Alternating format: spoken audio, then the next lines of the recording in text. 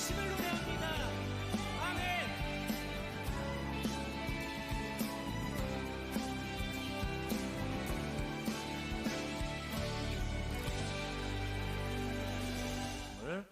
보도록 하겠습니다. 화면 보시고 다 함께 읽도록 할게요. 시작. 이 말씀을 하시고 큰 목소리로 나사라야 나오라 부르시니. 한 번 더 읽습니다. 시작. 이 말씀을 하시고 큰 소리로 나사로야 나오라 부르시니. 아멘. 여러분, 하나님의 백성들은 이제 기도라는 것을 배웁니다. 신앙생활하면서 기도하는 법을 배우고, 또 기도를 통해서 하나님을 체험하기도 하고, 또 기도의 응답을 통해서 기쁨을 누르기도 하죠. 그런데 이제 이 기도의 응답에는 흔히 이제 세 가지의 종류가 있습니다. 이제 하나는 응답입니다. 응답, 예스죠. 하나는 야 이거 아니다, 놉니다. 하나는 기다려라, wait. 이게 세 가지가 있다고 그래요. 우리들이 이제 간절히 이제 기도하는 기도 제목이 있습니다. 응답이 돼요. 하나님께서 예스, 그래, 그렇게 말씀하셨습니다. 우리는 이제 감사하고 이제 감격할 수밖에 없죠. 그런데 이제 그 기도의 응답이 때로는 야 이거 아니다, 노라고 할 때가 있어요. 아니면은 이제 기다려라, wait, 그렇게 하나님께서 이제 말씀하실 때가 있습니다. 근데 이제 이 두 가지를 기도하다 보면 이제 분별하기 힘들 때가 있다라는 것입니다. 이제 이게 기다리라는 건지 하나님께서 이게 아니라는 건지 분별하기 쉽지 않을 때가 있다라는 것입니다. 과연 언제까지 기다려야 이 기도 제목에 대한 하나님께서 이게 논지 아니면 이제 기다리는 건지 이게 어떻게 판단해야 되나, 이게 이럴 때가 있다라는 것입니다. 아직까지 응답되지 않았어요. 근데 하나님이 좀 기다려라 하라는 것은 하나님의 백성들이 그때 가져야 할 태도는 뭐냐면요, 끝까지 신뢰하고 이제 기도해야 된다라는 것이에요. 단순히 이제 기도의 응답의 지연이라고 이제 판단되어지면은 끝까지 붙잡고 기도하는 근성이, 영적인 근성이 있어야 된다라는 것입니다. 포기하면 안 된다라는 것이에요. 우리의 구할 바를 거절하는 것처럼 보여도 우리는 포기하지 말고, 이게 하나님 기다리라는 사인이 있으면은 끝까지 기다리는, 그게 중요하다라는 것입니다. 우리가 종종 기도의 응답을 이제 간증을 듣습니다. 대부분의 기도는 사실상 어떻게 보면은 기적적인 방법으로 그 응답을 받는 아주 간증의 내용들이 참 많아요. 그런 이제 경험을 하거나 그런 이제 이야기를 들으면은 참 이제 인상을 받죠. 그리고 그런 응답을 받지 못하는 나는 이제 때때로는 어떤 이제 우리가 기도의 어떤 이제 그런 응답과는 관계없는 사람이가 나는 그런 이제 생각을 하게 되면서 이제 기도하는 것을 이제 포기할 때도 때때로 있을 수 있다라는 것입니다. 근데 이제 사실 보면 기적적이고 어떤 이제 즉각적인 응답의 어떤 이제 그런 것들은 오히려 일반적인 것은 아닙니다. 예외일 수도 있고, 어쩌면은 이제 대부분의 우리의 기도는 간절한 어떤 이제 부르짖음과 그런 이제 하나님께 매달림에도 불구하고 아무런 응답이 경험하지 못한 채로 있을 때가 사실상 더 많을 수도 있다라는 것입니다. 오기 하나로 이제 버티고 있어야 할 때, 이제 그럴 때가 있다라는 것이에요. 그런 경우가 어떻게 보면 훨씬 더 많은 상황일 수도 모른다라는 것입니다. 일본에서 만든 한 광고 영상이 있어요. 광고 영상이 있는데 젊은 이제 청년이 이제 면접을 보러, 회사 면접을 보러 버스에 탑니다. 근데 거기에 이제 좀 나이가 있는 어르신이 이제 타신 거예요. 근데 자리를 비켜드리고 뭐 이런저런 얘기하면서 뭐 이렇게 헤어졌습니다.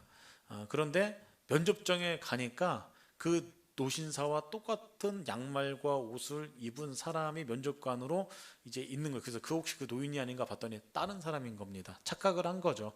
근데 면접을 보는데 자기가 생각만큼 이제 면접을 잘 못 본 거예요. 그래서 1층에 내려가면서 울상을 지면서 내려가는데 웬걸 거기서 이제 그 버스에서 자리가 이제 양보를 해주고 그 어떤 그런 할아버지 노신사가 1층에 있는 거예요. 청소부 옷차림으로. 그러면서 이제 격려의 이야기를 합니다. 잘 될 거라고, 당신은 잘 될 수밖에 없을 거라고. 이제 그 순간에 저 뒤에서 이제 그 회사의 임원들이 나오면서 아니 사장님 여기서 자꾸 이런 거 하시지 말라니까 왜 그러세요? 라고 그래요. 근데 여자가 뒤를 딱 뒤돌아본 순간 그 할아버지하고 눈이 마주친 거예요. 이제 그러면서 그 회사 임직원들이 나오면서 그 할아버지 쪽으로 막 오는데 그 옆에 있던 할아버지가 사장이었던 거였어요.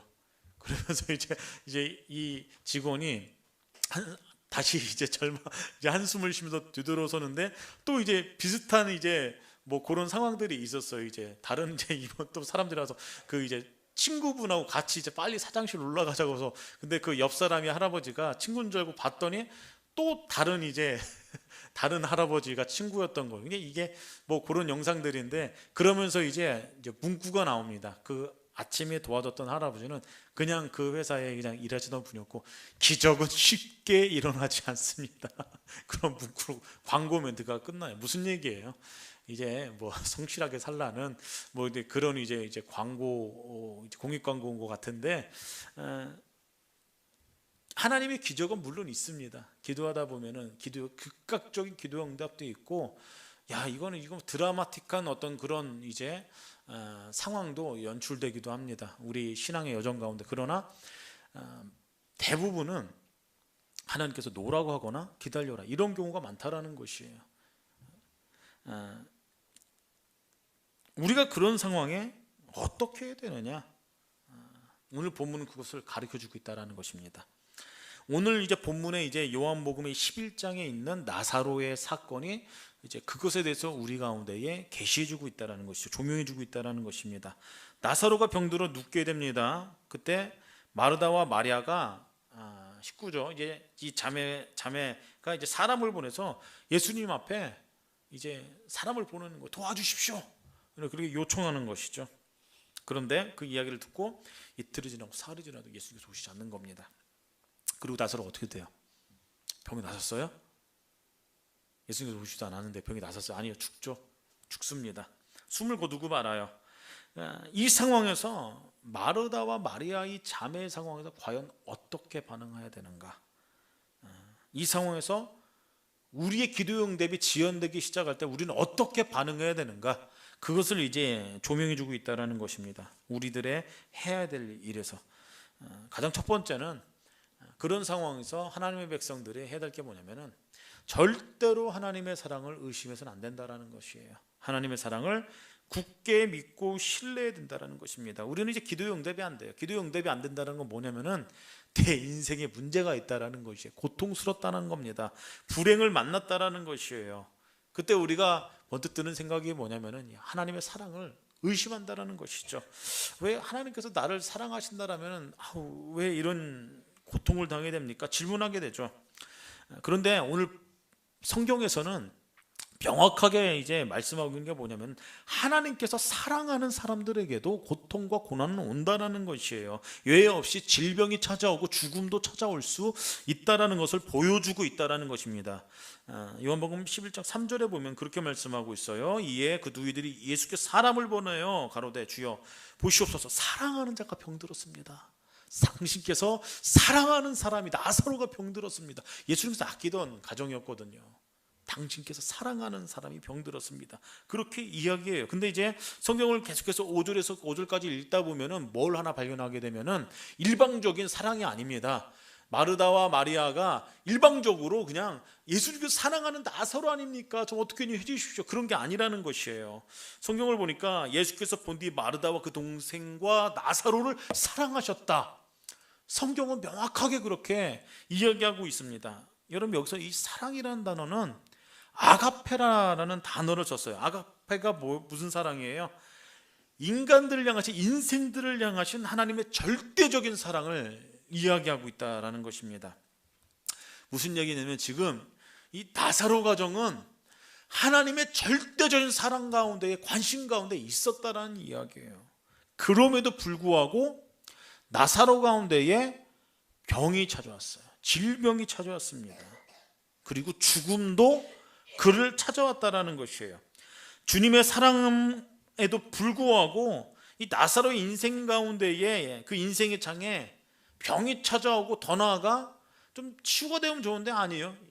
죽었어요. 나사로가 병 때문에. 죽음이 찾아온 거예요. 여기서 우리가 알아야 될 것은 우리 인생에서도 질병이 찾아올 수가 있습니다. 때때로는 그 경험하기 싫은 죽음도 경험할 수가 있어요. 근데 어떤 경우에도 우리들이 해야 될 것은 하나님의 사랑을 의심해서는 안 된다라는 것입니다. 질병이 우리의 건강을 뺏어갈 수가 있어요. 죽음이 우리의 목숨을 앗아갈 수도 있습니다. 그렇지만 어떤 경우는 우리를 향한 하나님의 사랑만큼은 빼앗아갈 수 없다라는 것입니다.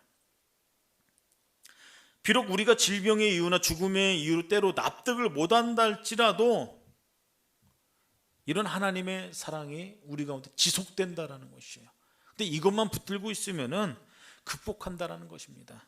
인내하지 못할 상황이 어디 있겠냐라는 것이에요. 여러분, 이런 것을 경험한 사람이 사도 바울입니다. 사도 바울의 경험이고 고백이기도 했다라는 것이에요. 하나님의 놀라운 사랑을 경험합니다.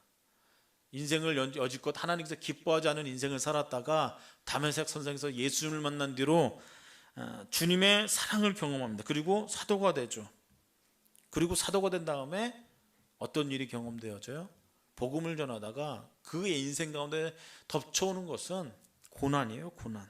그 고난과 직면하면서 싸워야 돼서 성경에 보니까 배가 파손되기도 하고 강의 위험도 있고 강도의 위험도 있고 40에 하나 감한 매를 5번이나 맞아야만 했고 생명을 위협당하고 또 이제 동족의 유대인들에게 협박당하고 이제 살해 위협을 당하고 수차례 감옥에 갇히는 것을 반복듯이 했다라는 것이에요. 사도 바울이. 근데 이런 모든 것들을 이길 수 있었던 비밀이 한 가지가 있는데 다른 것이 아니에요. 하나님이 나를 사랑하신다. 이것을 놓지 않았습니다. 그것을 놓지 않았어요. 그래서 사도 바울이 로마서 8장 가운데 이렇게 고백해요. 누가 우리를 그리스도의 사랑에서 끊으리요? 누가 우리를 그리스도의 사랑에서 끊으리요? 이 확신이 있었어요. 그 어떤 것도 나와 하나님과의 그것 관계를 분리해 놓을 수는 없다. 이런 확신이 있었다라는 것이에요. 이것이 극복할 수 있었던 비밀이라는 것입니다. 우리 기도의 응답이 사인이 없어도 어떻게 보면 우리 인생에 현실이 조금도 나아짐이 없을 수도 있어요. 근데 이것만은 붙잡아야 돼요. 하나님은 나를 사랑하신다. 나를 사랑하신다. 하나님의 사랑은, 나를 향한 사랑은 여전하시다. 여러분, 이것만 확신한다면 우리 인생 가운데 경험되어지는 건 반드시 승리라는 것입니다. 승리. 신방을 다니다 보면은 이제 많은 종류의 사람들을 만납니다. 그다음 제 기억에 남는 권사님이 계세요. 예, 가보면은 그냥 맨날 웃고 계세요. 예배 때도 맨날 웃고 계시고 정글에서 좀 이제 좀 삶이 편안하신가 싶었어요. 이제 뭐 구역 예배 때도 뵙고, 근데 이제 가정 안으로 이제 들어가다 보면은 집안의 이제 상황들을 다 알지 않습니까? 남편분은 오래전에 벌써 한 15년 전에 이제 감전상가 뭐 이렇게 뭐 그래갖고 이제 하반신이 마비가 됐어요. 마비가.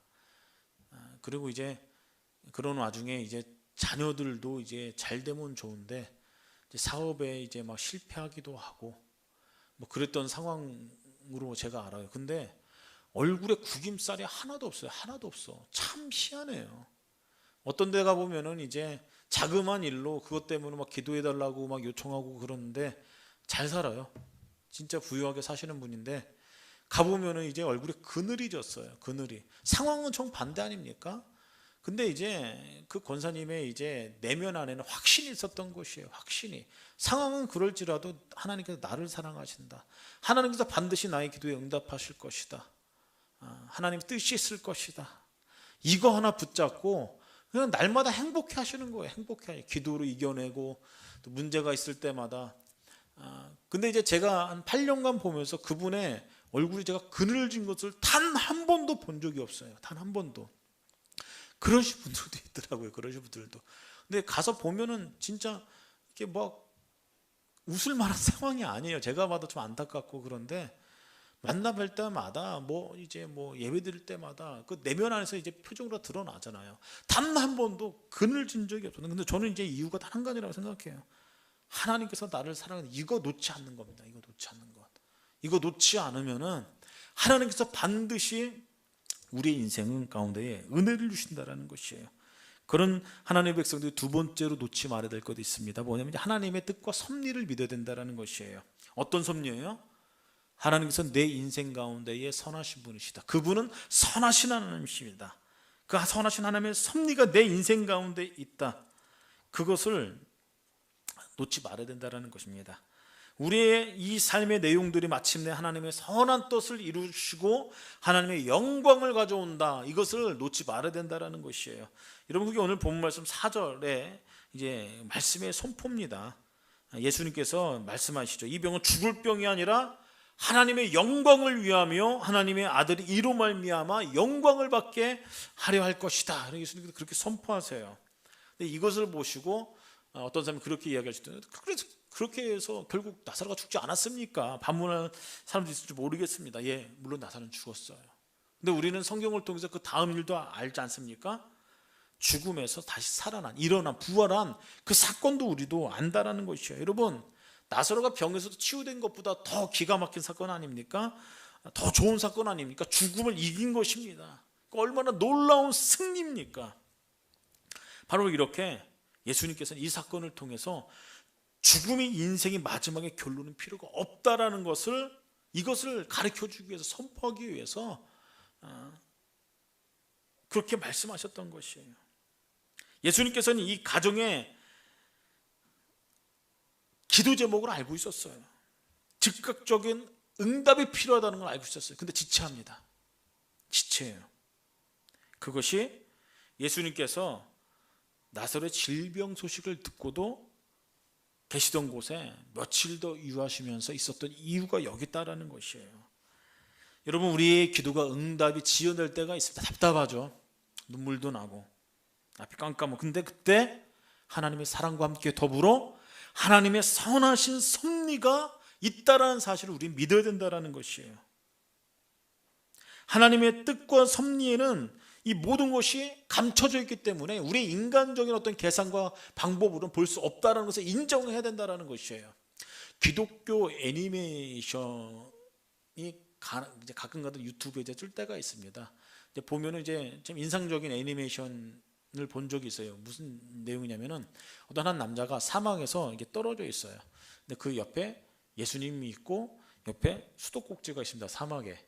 그리고 그 저 언덕에는 가시덩굴이 있는 한 이제 언덕이 있어요. 예수님께서 거기서 쫄쫄쫄 이제 몇 방울 남는 이제 그물, 수도꼭지에 있는 물 마시지 말고 저기로 언덕으로 올라가라고 말씀하세요. 근데 이 사람이 위를 쳐다보더니 어때요?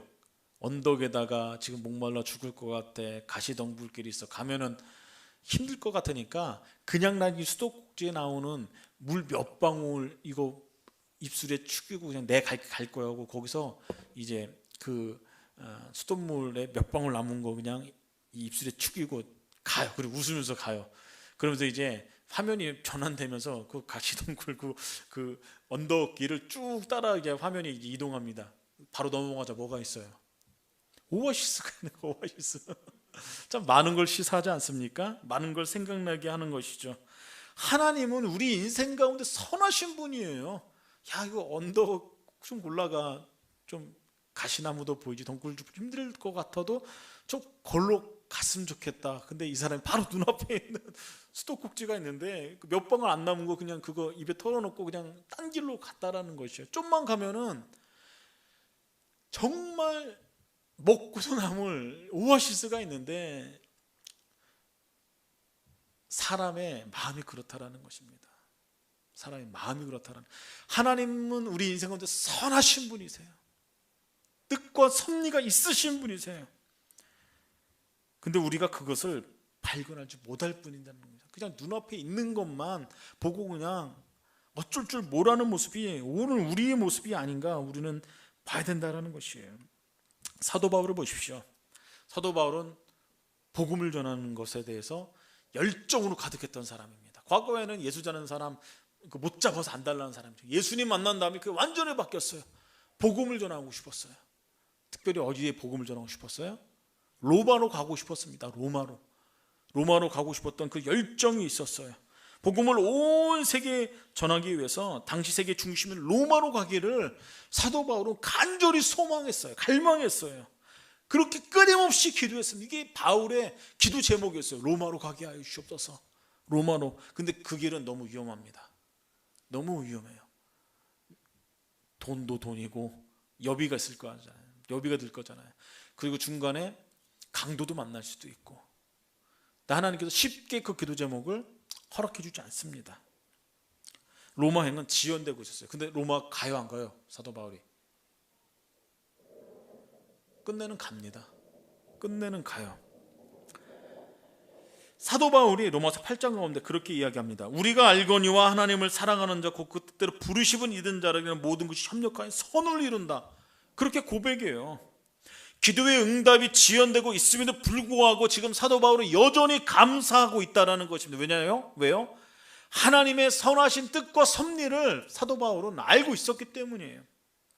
믿었기 때문입니다. 어느 날 기도가 응답이 돼요. 근데 참 희한한 방법으로 응답이 되죠. 어떻게 응답됩니까? 죄수의 신분으로 들어가요. 죄수의 신분으로. 예측할 수 없었던 일이 일어나요. 바울은 어쩌면 기대할 수 있는지 모릅니다. 선교사 파송 예배를 드리고 로마에서 로마 교회에 환영을 받고 로마 시민들에게 환영을 받고 로마 입성하는 그런 모습을 상상하면서 기도했을지 모르겠습니다. 그런데 하나님께서는 생각지도 않게 죄인의 신분으로 로마로 보내버려요. 근데 그게 하나님 뜻과 섭리였다라는 것이죠. 여러분, 죄수로 압송되면은 비용이 들어요, 안 들어요? 비용이 안 들어요. 예, 비용이 안 드는 은혜를 입었어요. 두 번째로는 그 길 가다가 강도 만날 수도 있어요. 잘못하면은 이제 협박 당하던 사람들한테 목숨을 잃을지도 모르는 상황입니다. 그런데 누가 호위해요? 간수? 예, 간수들이 호위해요. 간수들이. 물론 좀 불편하겠지만은 호위하는 마차를 타고 갑니다. 예. 생명을 노리는 사람도 당당하게 보호를 받을 수 있고 경비 가드를 동반하고 VIP 죄수입니다. VIP 죄수. 그 신분으로 로마로 입성하게 된다라는 것이에요. 그리고 로마에 영향력 있는 사람들에게 전도하는 것이 그래서 가능했다라는 것이죠. 하나님의 섭리예요. 하나님의 섭리. 기도의 응답이 지연돼도 우리가 해야 될 것은 뭐냐면은 하나님께서는 반드시 응답하신다. 뜻과 선하신 뜻과 섭리가 있다. 이것을 우리는 기억해야 돼요. 우리들의 좁은 시야로 보지 말고 넓게 보셔야 된다는 것입니다. 여러분의 신앙의 여정 가운데 여지껏 그러지 않으셨습니까? 우리들의 좁은 눈으로 봤을 때 그때는 원망이고 막 짜증나고 투정 부리는데 좀 넓게 보면 응답되어졌던 그런 내용들을 다시 한번 살펴보십시오. 하나님의 뜻이 있었어요. 분명히 섭리가 있었고 우리 그걸 인정을 했고 그렇지 않았습니까? 그러면서 그것을 인정한 사람들의 입술의 고백이 뭐냐면은 마지막 세 번째로 감사의 고백이 흘러넘친다라는 것을 기억하시길 바랍니다. 우리의 응답되지 않는 그런 기도 제목 속에서도 하나님의 사랑을 믿을 수 있다라면 뜻과 섭리를 우리가 인정한다라면은 남는 것은 하나죠. 감사할 일밖에 없다라는 것이에요. 감사할 일밖에 없다. 나설의 죽음은 여러분 슬픔을 가져왔어요. 그렇죠. 예수님조차도 통분히 여기시고 민망히 여기시면서 눈물을 흘리셨어요. 나사로 죽음 앞에서. 고통은 고통이고 여러분 슬픔은 슬픔이에요. 예수님께서 그렇게 하셨어요. 그런데 예수님께서는 울지만 않으셨다는 것입니다. 그 안에서 궁극적인 하나님의 섭리, 다시 살아난다, 부활한다라는 사실을 아셨기 때문에 감사의 기도를 올려드린다라는 것이에요. 11장 41절을 보면 돌을 옮겨놓으니 예수께서 눈을 들어 우러러보시고 이르시되 아버지여 내 말을 들으신 것을 감사나이다. 아직 나사로는 무덤 안에 있는 상황입니다. 사람들 아직 울고 있었어요. 그런 상황에서 예수님께서는 먼저 감사의 고백을 올려드렸습니다. 나사로가 걸어 나온 게 아니에요. 다 울고 있는 상황에서 예수님께서 감사의 고백을 올려드렸다는 것이에요. 이 죽음 앞에서 예수님께서 하신 일입니다. 그건 단 한 가지입니다. 하나님께서 신실하게 일하신다는 확신이 있었기 때문에, 그래서 먼저 감사의 고백을 올려드린 것이에요. 11장 42절 말씀이 이렇게 나오죠. 항상 내 말을 들으신 줄 내가 압니다. 그러나 이 말씀을 하는 것은 둘러서 무리를 위함이니 곧 아버지께서 나를 보내는 것을 저희로 믿게 하려 하심입니다. 예수님께서 그렇게 말씀하세요. 주님께서 감사의 고백을 올려드렸던 것은 하나님 뜻을 아셨기 때문에, 신실함을 아셨기 때문에 마찬가지입니다. 우리 삶의 모든 영역 가운데서도 이런 확신이 있어야 돼요. 그리고 우리 입술 가운데에 감사의 고백이 흘러 넘쳐야 된다는 것입니다. 우리의 인생이 아무리 피곤하고 힘들고 아무리 절망적이어도 기도의 응답이 지연되고 있을지라도 우리 놓치지 말아야 될 것 오늘 나눴습니다. 하나님의 사랑을 의심하지 마세요. 하나님의 뜻과 섭리를 기억하십시오. 그리고 하나님께서 그렇게 역사하신다는 사실을 확신하십시오. 그리고 감사의 고백을 올려드리세요. 이런 영성이 우리 가운데 있을 때에 이 시대가 얼마나 혼란스럽고 살기 힘든 시대입니까? 신앙생활에 특별히 힘든 시대에 우리는 살아가고 있어요. 이 상황을 헤쳐나가고 고난을 이겨내는 영성을 소유하게 되고 승리를 누리게 된다는 것이에요. 이런 믿음의 요소들을 소유하고 한 주간도 믿음으로 삶을 살아나가시는 우리 세움교회 여러분들이 다 되기를 주님의 이름으로 축복합니다.